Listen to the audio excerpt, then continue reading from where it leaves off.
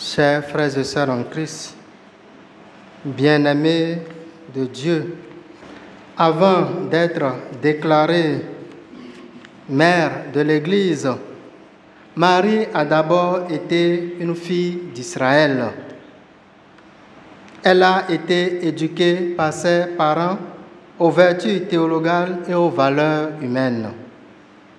Elle est celle qui a accepté l'éducation de ses parents.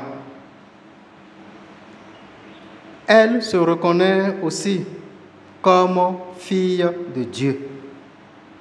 Marie est restée fidèle à cette vocation de fille de Dieu. Elle est ainsi la fille du Père qui fait d'elle la mère du Fils de Dieu, la mère de Jésus le Christ, l'envoyé du Père.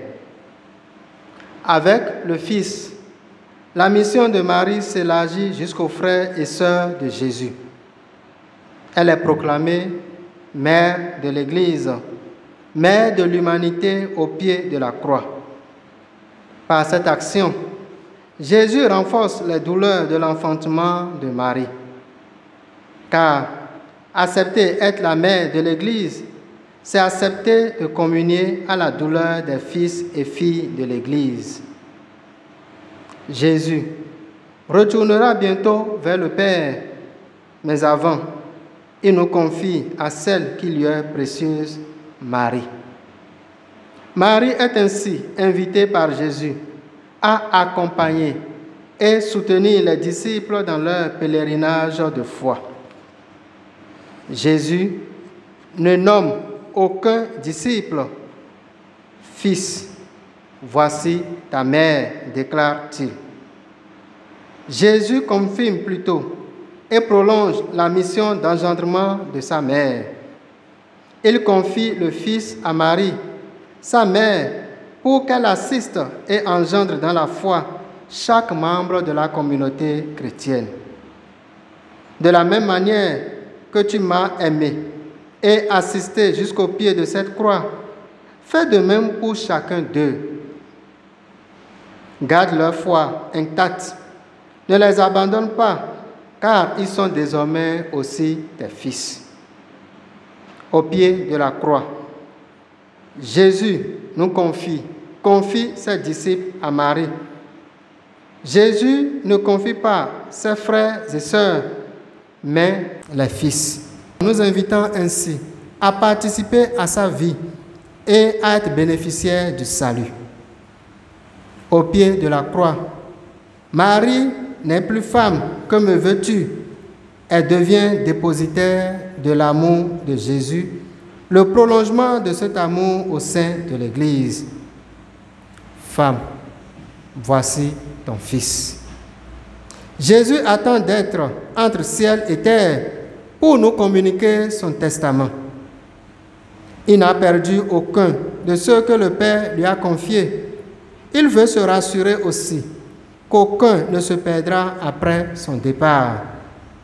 Fils, voici ta mère. Marie est femme et mère. Par son abaissement sur la croix, Jésus nous élève par sa mère dans sa gloire. Par la volonté de Jésus, Marie reste avec nous pour fortifier notre foi défaillante et creuser en nos entrailles le oui qui a sanctifié les siennes. Bien-aimés de Dieu, avec Marie, nous avons à enfanter le Fils de Dieu au monde.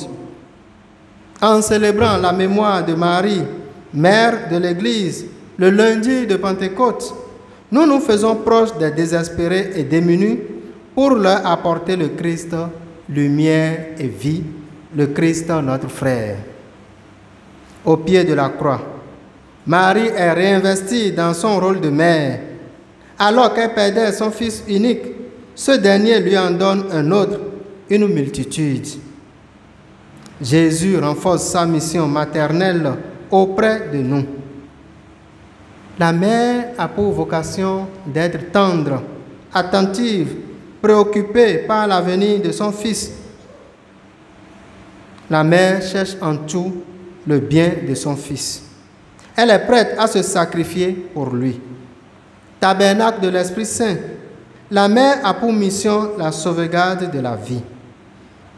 Sur ce plan, bien-aimés de Dieu, nous avons encore du chemin à parcourir, car il y a assez de dérives dans notre humanité.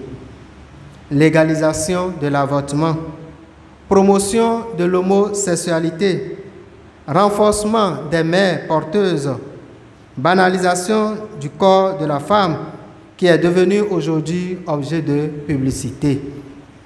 Il suffit seulement de faire un tour sur YouTube, Facebook, pour ne citer que ceux-là, et nous nous rendons compte qu'aujourd'hui, le corps est désacralisé, spécialement le corps de la femme. Face à toutes ces aberrations, implorons l'intercession au cours de cette célébration eucharistique de la Vierge Marie, afin qu'elle ne se lasse jamais de porter nos supplications vers son Fils. Je vous salue Marie.